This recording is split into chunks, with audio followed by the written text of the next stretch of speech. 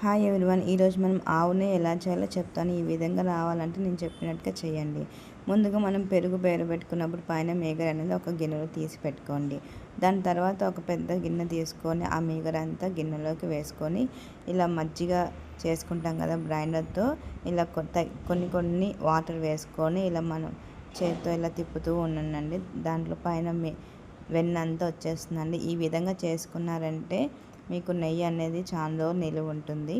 చూడండి, పైన వెన్న అంతా వచ్చేసింది దానికి బ్లైండర్ మొత్తము. ఇంకా ఒక గిన్నెలో వాటర్ తీసుకొని తగినన్ని వాటర్ వేడి చేసుకొని, అంటే చేతికి అంటకుండా బాగా వస్తుందండి వెన్నపూస. చూడండి, ఈ విధంగా బాగా నిదానంగా తీయండి. అసలు చేతికి అనేది అంటుకోదు వెన్నపూస. ఇలా వేడి నీళ్ళలో మనం చేయి అద్దుకొని తెమ్మ చేసుకొని తీసినామంటే నెయ్యి మటుకు చాలా రోజులు ఉంటుందండి. నేను చెప్పినట్టుగా చేస్తే అసలు చెడిపోదు. చూడండి, ఈ విధంగా మన చేతిలో ముద్ద కనిపిస్తుంది కదండి, పచ్చగా ఉంది ఆవు నెయ్యి వెన్నపూస అండి. నెయ్యి కూడా అలానే ఉంటుంది.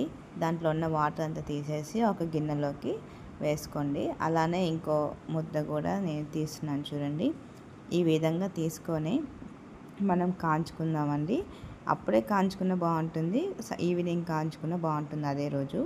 ఇంకా మనం స్టవ్ ఆన్ చేసుకొని స్టవ్ మీద పెట్టుకున్నాం చూడండి. మీడియం ఫ్లేమ్లో పెట్టుకొని ఫస్ట్లో ఇలా బాగా కడిగిపోయేంత వరకు మీరు కరగబెట్టుకోవాలండి.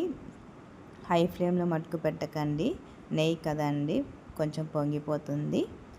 ఇంకా మొత్తం మనం ఏదైతే ముద్ద చేసామో వెన్నపూస అదంతా కరిగిపోయిన తర్వాత చూడండి, ఇలా పైకి ఇలా పొంగినట్టుగా వస్తుంది. అప్పుడు మీరు స్పూన్ తీసుకొని కలపండి, మీకు తెలిసిపోతుంది వెన్నపూస అనేది కరిగిపోయిందా లేదనేది. చూడండి, ఇంకా కొంచెం ఉంది. ఇంక ఇప్పుడు మనము మీడియం ఫ్లేమ్లో, అట్లా హై ఫ్లేమ్లో కాకుండా అట్లా లో ఫ్లేమ్లో కాకుండా మీడియం ఫ్లేమ్లో పెట్టేసి బాగా ఉడికించుకోవాలండి.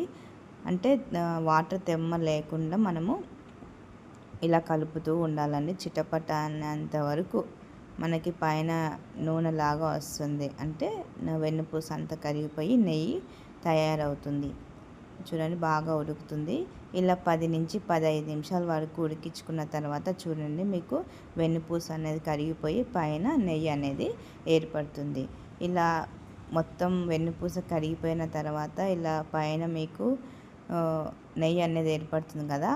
ఇప్పుడు మనకి చిటపట అంటూ ఉంటుందండి. కొంచెం మీడియం ఫ్లేమ్లో పెట్టుకొని జాగ్రత్తగా చేసుకోండి.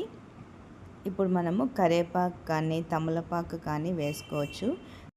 చూడండి, వెన్నపూస మొత్తం కరిగిపోయి నెయ్యి తయారవుతుంది. ఇప్పుడు మనకి చిటపట అన్నప్పుడు తర్వాత ఒక 2 నిమిషాల తర్వాత మనము కరివేపాకు ఒక 4 నుంచి 5 రెమ్మలు వేసుకోవాలండి.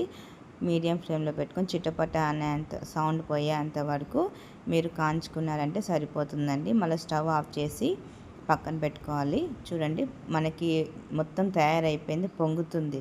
చిటపట అనే సౌండ్ కూడా పోయేసి పొంగుతుంది. ఇప్పుడు మనము మీడియం ఫ్లేమ్లో పెట్టుకొని స్టవ్ ఆఫ్ చేసేసుకొని పక్కన పెట్టుకోవాలండి. చల్లారిన తర్వాత ఈ విధంగా వస్తుందండి నెయ్యి అనేది. చల్లారిన తర్వాత వడగొట్టుకొని ప్లాస్టిక్ దాంట్లో కానీ నేనైతే గ్లాస్ జార్లో వేస్తున్నానండి. ఈ విధంగా టీ వడగొట్టుకున్న దాంట్లో ఇలా నిదానంగా వేసుకోండి. దాంట్లో ఉన్న పైన పిప్పి అంతా వచ్చేస్తుందండి లాస్ట్లో. చూడండి, ఈ విధంగా వడగొట్టుకోండి, మొత్తం వేయకండి, నిదానంగా వేసుకోండి. ఈ నెయ్యి మటుకు చాలా బాగుంటుందండి. ప్రసాదం చేసిన అన్నంలో కానీ ప్రతి ఒక్క దాంట్లోకి నేను చెప్పినట్టుగా చేయండి, చాలా రోజులు నిలువ ఉంటుందండి. చల్లారిన తర్వాత గట్టిగా అయింది చూడండి. నెయ్యి చూస్తుంటే చాలా అంటే చాలా బాగుందండి. మా ఛానల్ లైక్ చేయండి, సబ్స్క్రైబ్ చేయండి, షేర్ చేయండి. థ్యాంక్ యూ అండి.